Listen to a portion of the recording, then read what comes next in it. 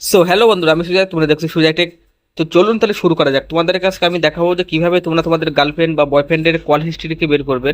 তো সিম্পল একটা ম্যাটার। তো চলুন বেশি ভালো কথা শুরু করা যাক। তো এই টিকটি শুধু জিওর সিমের ক্ষেত্রে হবে, আর নেক্সট এয়ারটেল বা ভিআই কোম্পানির নেক্সট ভিডিওতে আপনারা কমেন্ট করলে নেক্সট ভিডিওতে দেখিয়ে দেবো।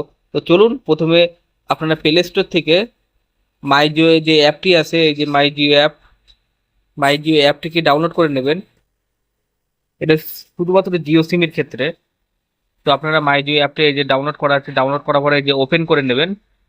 এটা আমি অ্যাপটা ওপেন করে নিলাম। ওপেন করার পরে আপনারা এখানে নিচেই ফোন নম্বরটা অ্যাড করে নেবেন। যার যা ফোন নাম্বার আছে, মানে গার্লফ্রেন্ডের হলে গার্লফ্রেন্ডের, বয়ফ্রেন্ডের হলে বয়ফ্রেন্ডের ফোন নাম্বার দিয়ে ওটিপি দিয়ে লগ ইন করে নেবেন। নেওয়ার পরে এই যে নিচে দেখুন মেনু অপশন আছে, মেনু অপশনে ক্লিক করবেন।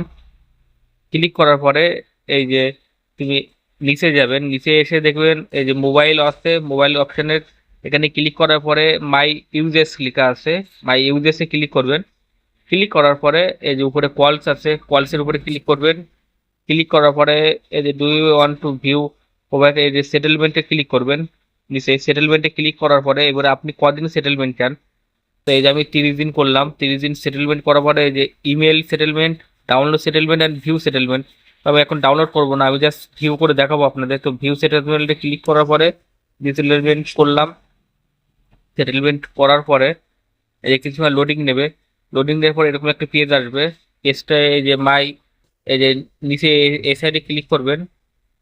ক্লিক করার পরে এই যে ইউজেস চেক কেন্সারের উপরে ক্লিক করবেন। তারপরে তারপরে এই যে ভয়েস আছে, ভয়েসের উপরে ক্লিক করবেন।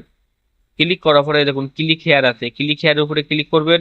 তো আপনার যতগুলো কল হিস্ট্রি আছে, এই যে আমার 1 মাসের এতগুলো কল হিস্ট্রি আছে সেটা দেখিয়ে দেবে। তো এই টিকটি কেউ খারাপ কাজে ব্যবহার করবেন না। তো thank for watching, good bye.